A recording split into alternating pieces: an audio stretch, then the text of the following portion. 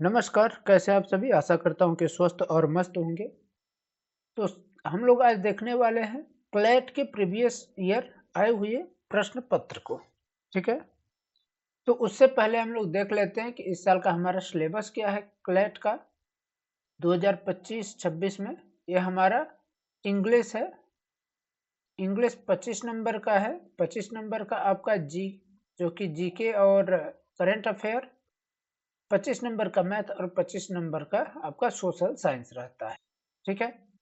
अब हम लोग एक-एक करके देखते हैं। तो आज हम लोग देखेंगे इंग्लिश में हमारे जो रहते हैं, आपको एक सामान्य तरीके से बता दे रहा है किस तरीके से। आज हम लोग देखेंगे मुख्य रूप से जीके और करंट अफेयर से संबंधित क्वेश्चन। क्योंकि हम अभी दिखाएँगे आपको कि आपका जो इंग्लिश है, वो पूरा की पूरा पैसेज के रूप में है, जिसे आप आसानी से अपने स्तर से भी कर सकते हैं। क्योंकि आप पैसेज अगर आपको मालूम हो, क्योंकि उसमें आंसर तो आपको पैसेज से ही ढूँढना है और सामान्य जागरूकता अगर आपको मालूम है, तभी उसका आंसर आप कर पाएँगे। तो देखते हैं यहाँ पर सुपर 100 क्वेश्चन पेपर 2024-25 क्लैट का। ये हमारा क्लैट का नंबर था 701 और ये हमारा प्रश्न पत्र है। ये हमारा पहला क्वेश्चन आता है आपका इंग्लिश लैंग्वेज का। इंग्लिश लैंग्वेज में पहला हमारा जो पैसेज है, ये पैसेज है हमारा ट्रांसलेशन से संबंधित। ठीक ना? क्योंकि ट्रांसलेशन इसमें बताया गया है कि ट्रांसलेशन हमारा जो है उसके माध्यम से हम कितना आसान हम अपनी भाषा को, यानी क्योंकि विश्व भर में बहुत सी भाषाएं हैं और उनको हम ट्रांसलेशन के माध्यम से ही एक दूसरे की भाषा में उसको समझ सकते हैं। नहीं तो ऐसे मान लीजिए कि आपके गांव का कोई होगा आदमी और किसी एक दूसरे गांव में जाए जो कि काफी दूर का हो, तो वो सामान्य तरीके से नहीं समझ पाएगा अगर दोनों लोग हैं। जैसे हम ही लोग की अगर बात किया जाए, या फिर बहुत लोग ऐसे हैं जो कि हिंदी नहीं बोलते हैं, ठीक है? और उनके सामने हम हिंदी बोलते हैं और हम जैसे मान लीजिए तमिल नहीं जानते, तो तमिल वाला मतलब अपने लैंग्वेज में तमिल में बोलता है और हिंदी वाला हिंदी में बोलता है। तो ये दोनों क्या होते हैं, इनके में भाषाई गैप हो जाता है, यानी ये अपनी भाषा इन तक नहीं पहुँचा पा रहे हैं और ये अपनी भाषा इन तक नहीं पहुँचा पा रहे हैं। अब यही ट्रांसलेशन क्या करता है कि ट्रांसलेशन के माध्यम से हम हिंदी को तमिल में ट्रांसलेट कर लेते हैं, तो हमारा जो आता है उसको बता देते हैं। और जो तमिल वाला है वो हिंदी में जो बोलना चाहता है, वो तमिल को हिंदी में ट्रांसलेट कर लेता है। तो ट्रांसलेशन का इतना बड़ा महत्वपूर्ण है कि बड़े से बड़े काम हमारे ट्रांसलेशन के माध्यम से ही हो रहे हैं आजकल। और ट्रांसलेशन जो एक भाषा की बैरियर था, तो उसको क्या कर रहा है, खत्म कर रहा है। ठीक है? क्योंकि भाषा की बैरियर एक ऐसी हो जाती है, जैसे मान लीजिए कि जैसे मैंने बात किया, एक तमिल लैंग्वेज हो गया और एक हिंदी लैंग्वेज हो गया। तो तमिल वाला और हिंदी वाला ये आपस में पहली बात तो अगर अपनी-अपनी भाषा में बात करेंगे तो समझ ही नहीं पाएँगे। लेकिन अगर वही ये दोनों ट्रांसलेशन का प्रयोग करते हैं तो आसानी से ये एक दूसरे से बात कर सकते हैं। ठीक है ना? तो यही ट्रांसलेशन के बारे में पहला पैसेज में दिया है, जिसको आप एक बार पढ़िएगा। अगर नहीं बनता तो हम लोग लास्ट में देख लेंगे इंग्लिश के लैंग्वेज को भी। ठीक है? इसका मैं पीडीएफ आपको प्रोवाइड करा दूँगा टेलीग्राम पर, जिसका लिंक मैं डिस्क्रिप्शन बॉक्स में दे दूँगा, तो वहाँ से जा कर के आप टेलीग्राम जॉइन कर लीजिएगा और वहाँ से आप पैसेज अपना पढ़ के पहले, क्योंकि आप पढ़ेंगे नहीं, यहाँ तो मैं आपको बता दूँगा, लेकिन आप जब तक पढ़ेंगे नहीं, 2-4 पैसेज अपने से करेंगे नहीं, तब तक आपको नहीं बनने वाला। तो इसलिए मैं चाहूँगा कि आप लोग पैसेज से आंसर पहले अपने माइंड से अ, मतलब अपने हिसाब से एक बार लगा लीजिए, अगर नहीं बनता तो आपको ज़रूर बताया जाए। तो यहाँ पर आप चाहें तो वीडियो रोक करके भी इसको कर सकते हैं। ये हमारा पैसेज है, इसको आप आसानी से पढ़िए पहले और फिर यहाँ पर हमारे 5 क्वेश्चन पूछे गए हैं, तो इन सब का आपको उत्तर देना है। ठीक है? चलिए अगले क्वेश्चन की ओर चलते हैं। अगला क्वेश्चन भी हमारा पैसेज के रूप में ही है और इस पैसेज में भी 5 क्वेश्चन है और पाँचों का आंसर आपको देना है। ठीक है? तो इसको भी आप चाहें तो यहाँ से देख लीजिए या फिर टेलीग्राम पर प्रोवाइड करा दूँगा इसका पीडीएफ, तो वहाँ से आप कर लीजिएगा। अगला देखते हैं तीसरा नंबर पैसेज। तो तीसरा नंबर है हमारा पैसेज है saving energy means saving money, यानी एनर्जी से संबंधित ये है, यानी हमारी जो ऊर्जा है उससे संबंधित। ठीक है? क्योंकि हम ऊर्जा जब बचाएंगे तो हमारा मनी भी बचेगा। ठीक है ना? तो उसी से संबंधित है। तो इसमें भी 5 क्वेश्चन है, पाँचों का आंसर आपको देना है। इसी तरीके से हम देखते हैं चौथा नंबर। तो यूथ के बारे में यहाँ पर, youth today do not realise that one is modern only when his thought and action bring out something new. ठीक है, ये यूथ के बारे में बताया गया है यहाँ पर, तो आप लोग इसको भी पढ़ करके देखिएगा जरूर। ठीक है, अगले क्वेश्चन की ओर चले। तो अगला क्वेश्चन हमारा दिया है, in the Roman time defected enemy were generally put to death a criminal for having offended the emperor of Rome। यानी एक एम्पायर के बारे में बात कर रहा है, रोमन एम्पायर के बारे में। तो आप लोग इसको भी पढ़ करके अपना आंसर देने का प्रयास करिएगा। ठीक है, चलिए अब हम लोग देख लेते हैं जो कि सामान्य ज्ञान और करंट अफेयर से संबंधित क्वेश्चन है। तो हमने पिछले वीडियो में देखा था कि जो इसके पेपर हैं, तो पहला जो आपका 26 नंबर क्वेश्चन है, कहाँ से पूछा जा रहा है, तो ये हमारा देखिए पॉलिटी से संबंधित है। किससे? पॉलिटी से, यानी पॉलिटी यानी राज्य व्यवस्था से। क्वेश्चन क्या बोल रहा है, भारत की संसद के 3 अंग होते हैं, इनमें से एक अंग लोकसभा, दूसरा राज्यसभा, तीसरा अंग कौन सा होता है, इसके बारे में बोल रहा है। ठीक है, तो मैं अब आपको कुछ बताने से पहले थोड़ा सा एक स्लाइड ले लेता हूं यहाँ पर, जिसमें आपको डायरेक्ट पूरा हम कि क्वेश्चन ये है, इसका आंसर क्या होगा, उसको बताते नहीं चलेंगे, बढ़िया रूप से आपको समझाएंगे, जिससे अगर मान लीजिए दूसरा कभी क्वेश्चन आता है इस तरीके से, तो आप उसको कैसे कर सकते हैं, इसको हम लोग देखेंगे। तो यहाँ पर संसद के बारे में बोला गया है 26 नंबर, तो हम लोग देख लेते हैं संसद होता क्या है। ठीक है, तो ये हमारा संसद हो गया। अब देखिए संसद में हमारे 3 प्रमुख अंग होते हैं संसद के, और 3 अंगों से मिल करके हमारा संसद बनता है। तो यहाँ पर हमको क्या बताया गया है कि संसद के 3 अंग होते हैं, सही है। इनमें से एक लोकसभा, दूसरा राज्यसभा और तीसरा के बारे में बोल रहा है। तो हमारा एक बोल दिया लोकसभा हो गया,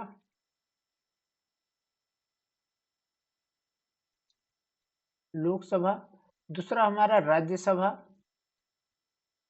और तीसरा हमारा बोल रहा है कि कौन सा होगा। तो देखिए लोकसभा जो होता है उसको हम लोग लोअर यानी निचला सदन बोलते हैं। ठीक है ना, कि क्या बोलते हैं, निचला सदन। जो कि हमारे जो प्रतिनिधि होते हैं, जिसको हम लोग चुनते हैं, इनको हम लोग क्या बोलते हैं, सांसद। क्या बोलते हैं, सांसद। सांसद ये भी होते हैं, ध्यान रखिएगा, सांसद ये भी होते हैं हमारे, लेकिन ये प्रत्यक्ष चुने जाते हैं जनता के द्वारा, और ये जो होते हैं ये हमारे राज्यों से निकल करके आते हैं। ठीक है, जब आप देखते हैं कि संसद का संसदीय चुनाव होता है, तो जो संसदीय चुनाव होता है उसमें इनका किया जाता है। ठीक है, तो संसद का जो चुनाव होता है उसमें लोकसभा के आते हैं, और राज्यसभा जो होते हैं वो राज्यों के प्रतिनिधित्व के बेस पर आते हैं, कि जैसे किसी राज्य की 10 सीट है, तो वहां से 10 उम्मीदवार आएंगे, किसी राज्य में कम जनसंख्या है तो वहां से कम उम्मीदवार आएंगे। ठीक है ना, तो इस तरीके से ये होता है, अलग अलग राज्यों का अलग अलग बंटवारा रहता है इसमें। ठीक है, अब देखिए जैसे मान लीजिए कोई बिल हमारा बनता है, तो कोई बिल बनने से पहले क्या रहता है, वो कोई अधिनियम बनने से पहले वो बिल रहता है। ठीक है ना, ये हमारा बिल मान लीजिए है, बिल पहले रहता है, फिर उसको हम लोग एक्ट बनाते हैं, बिल से एक्ट। तो बिल हमारा चाहे लोकसभा से स्टार्ट हो या राज्यसभा से स्टार्ट हो, लोकसभा से मान लीजिए स्टार्ट होता है तो राज्यसभा में जाएगा, और राज्यसभा से भी अगर अप्रूवल मिल गया तो वो जाएगा कहाँ, तीसरा सदन, मान लीजिए जो तीसरा अंग है उसके पास जाता है। तीसरा अंग कौन है, इसको हम लोग अभी समझेंगे। और जैसे मान लीजिए अगर राज्यसभा से पहले स्टार्ट हुआ बिल, तो वो पहले फिर लोकसभा में जाएगा, लोकसभा से फिर आएगा वो तीसरे अंग के पास। तो तीसरा अंग जो होता है वो प्रत्यक्ष रूप से तो नहीं होता है, लेकिन मेन काम यहीं से होता है, क्योंकि कोई भी अगर अधिनियम है बनेगा तभी जब तीसरा अंग उस पर सहमति देगा। तो तीसरा अंग क्या होता है, राष्ट्रपति होते हैं। क्या, राष्ट्रपति। और जब तक राष्ट्रपति उसको अधिनियमित नहीं करते तब तक वह अधिनियम नहीं बनता है। ठीक है, तो हमारा सही उत्तर क्या हो जाएगा? ऑप्शन नंबर ए राष्ट्रपति सही हो जाएगा। ऑप्शन नंबर बी के बारे में हम देखें तो क्या होता है? ये उपराष्ट्रपति बोला है। जो उपराष्ट्रपति होते हैं वो राज्यसभा के पदेन सभापति होते हैं। क्या होते हैं? सभापति। ठीक है, वो राज्यसभा के पदेन सभापति, यानी जो उपराष्ट्रपति बनेगा वो राज्यसभा का सभापति बन जाएगा। प्रधानमंत्री तो आपको पता ही होगा कि लोकसभा का जो चुनाव होता है उसमें से जो सदस्य होते हैं उनके द्वारा चुना गया नेता होता है। ठीक है, जो पार्टी मेजोरिटी में होती है उसी का ये प्रधानमंत्री बनते हैं। ठीक है, इसके बाद लोकसभा अध्यक्ष क्या होता है? तो इस लोकसभा में एक जो पार्टी होती है इसमें हमें ज्यादातर क्या होता है कि जो पार्टी सबसे अधिक वोटों से जीतती है उसी पार्टी के यहाँ पर अध्यक्ष बनाए जाते हैं। ठीक है, चलिए अगले क्वेश्चन की ओर हम लोग अब चलते हैं धीरे से। अगला क्वेश्चन हमारे क्या बोल रहा है? राजनैतिक शब्दावली में शून्य काल का अर्थ क्या होता है? ठीक है, ये भी हमारे संसद से ही यानी पॉलिटी से ही, ये भी हमारा क्वेश्चन है, पॉलिटी से ही संबंधित है। तो इसमें हम लोग देखें तो जो शून्य काल होता है क्या होता है? पहला नंबर दिया गया है कि वह दिन जब संसद में कोई कार्य नहीं होता है, पहला। दूसरा क्या है? निलंबित प्रस्ताव। तीसरा क्या होता है? स्थगन काल। और चौथा क्या है? प्रश्न उत्तर सत्र। ठीक है,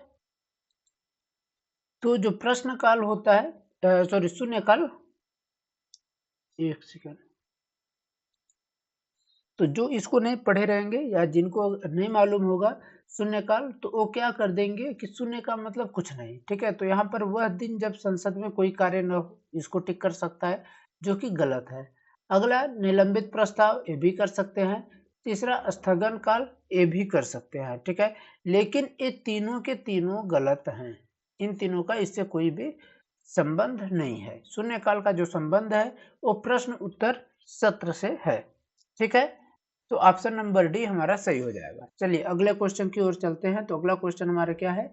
भारतीय स्वतंत्रता संग्राम से संबंधित घटनाओं को क्रम के अनुसार आपको व्यवस्थित करना है। ऑप्शन नंबर एक कह रहा है कि साइमन कमीशन भारत आ गया, फिर बोल रहा है असहयोग आंदोलन हुआ, फिर बोल रहा है कि पूना पैक्ट हुआ, फिर बोल रहा है कि गांधी इरविन पैक्ट हुआ। ठीक है, तो अगर आपको किसी का भी अगर डेट मालूम है, 2-3 का, या डेट मान लीजिए 2 का भी मालूम होगा, तो आप एलिमिनेट करके आंसर अपना कर सकते हैं। तो देखिए इसमें साइमन कमीशन, असहयोग आंदोलन, Poona pact, Gandhi Irwin pact के बारे में दिया गया है। तो हम ऑप्शन नंबर एक उसमें देखते हैं क्या सही हो सकता है कि दूसरा पहले था, फिर पहला, फिर तीसरा, फिर तो इसमें से हम देखते हैं सबसे पहले हमारा क्या हुआ। तो सबसे पहले असहयोग आंदोलन होता है लगभग 1920 के आसपास। ठीक है, 1920 के आसपास में सबसे पहले, यानी ऑप्शन नंबर 2 हमारा पहले होना चाहिए। तो ऑप्शन ए होगा या फिर डी होगा, ये दोनों हमारे कट गए। चलिए अगला क्या होगा? अगला आता है हमारा साइमन कमीशन। साइमन कमीशन जो कि 1927-28 में है। तो ये ऑप्शन नंबर सेकंड, यानी सेकंड नंबर जो है, पहला नंबर और दूसरे नंबर पर आना चाहिए, पहला जो है दूसरे पर, तो ए या डी होगा। ठीक है, इसके बाद हमारा आता है कौन सा? पूना पैक्ट और गांधी इरविन पैक्ट। तो गांधी इरविन जो पैक्ट था वो 5 मार्च 1931 को लंदन में द्वितीय गोलमेज सम्मेलन हुआ था। उससे पहले क्या हुआ था? जो 1930 में प्रथम हुआ था, द्वितीय 1931 में, और 32 में क्या हुआ था? तृतीय गोलमेज सम्मेलन हुआ था। ठीक है, तो उसमें क्या किया था? इन्होंने भाग लिया था गांधी जी ने द्वितीय में। तो इसे ही क्या बोलते हैं हम लोग कि गांधी इरविन पैक्ट, उनके बीच समझौता हुआ था। तो एक गांधी इरविन पैक्ट हमारा कब था? 1931 में। और पूना पैक्ट जो था 1932 में हुआ था। तो हमारा क्या हो गया? ये हमारा 1 हो गया, ये हमारा 2 हो गया, ये हमारा 3 हो गया, ये हमारा 4, यानी चौथे पर हमारा 3 आना चाहिए और तीसरे पर हमारा 4 आना चाहिए। तो ऑप्शन नंबर डी हमारा सही हो जाएगा। ठीक है, चलिए अब आगे की ओर चलते हैं, अगले क्वेश्चन की ओर।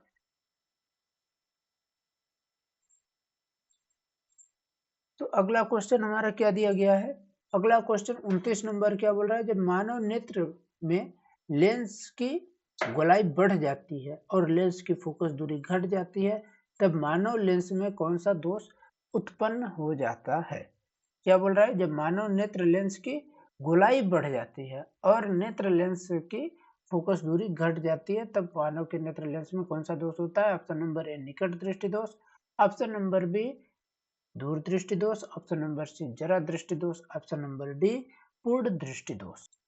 ठीक है, तो इसका सही उत्तर क्या हो जाएगा हमारा, इसमें हमको क्या बोल रहा है कि जब मानव नेत्र के लेंस की गोलाई बढ़ जाती है। ठीक है, तो यहाँ पर हमारा क्या हो जाएगा, ऑप्शन नंबर ए सही हो जाएगा, यानी निकट दृष्टि दोष इसको हम लोग बोलते हैं। ठीक है, अगले क्वेश्चन की ओर चले तो विश्व कप क्रिकेट के इतिहास में पहली बार टीम जो आईसीसी विश्व कप 2023 क्रिकेट के लिए क्वालिफाई नहीं कर पाई थी। 2023 में जो आईसीसी वर्ल्ड कप हुआ था उसमें कौन सी टीम थी इतिहास की पहली टीम जो आईसीसी में 2023 में क्वालिफाई नहीं कर पाई थी। तो इसको बताना है, ऑप्शन नंबर ए श्रीलंका, वेस्ट इंडीज, जिम्बाब्वे या फिर केन्या। तो ये क्वेश्चन क्यों बना है, इसके पीछे का बहुत लंबा कहानी या बहुत लंबा कारण है। कारण यह है कि पहली बार वेस्ट इंडीज के बिना यह वर्ल्ड कप खेला गया था, जो कि 48 साल में ऐसा पहली बार हुआ। ठीक है, क्योंकि वेस्ट इंडीज एक ऐसी टीम, तगड़ी टीम थी जिसमें क्रिस गेल, ब्रावो ये सब खिलाड़ी पहले थे, तो कोई भी ऐसा वर्ल्ड कप नहीं था इससे पहले जिसमें वो क्वालिफाई न की। लेकिन 2023 का वर्ल्ड कप उसके लिए बहुत ही खराब था जिसमें वो क्वालिफाई नहीं कर पाए थे। तो ऑप्शन नंबर बी हमारा सही हो जाएगा, वेस्ट इंडीज की टीम।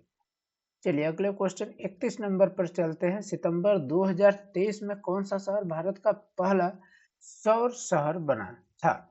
मढ़ौरा, खजुराहो, सांची या फिर रीवा।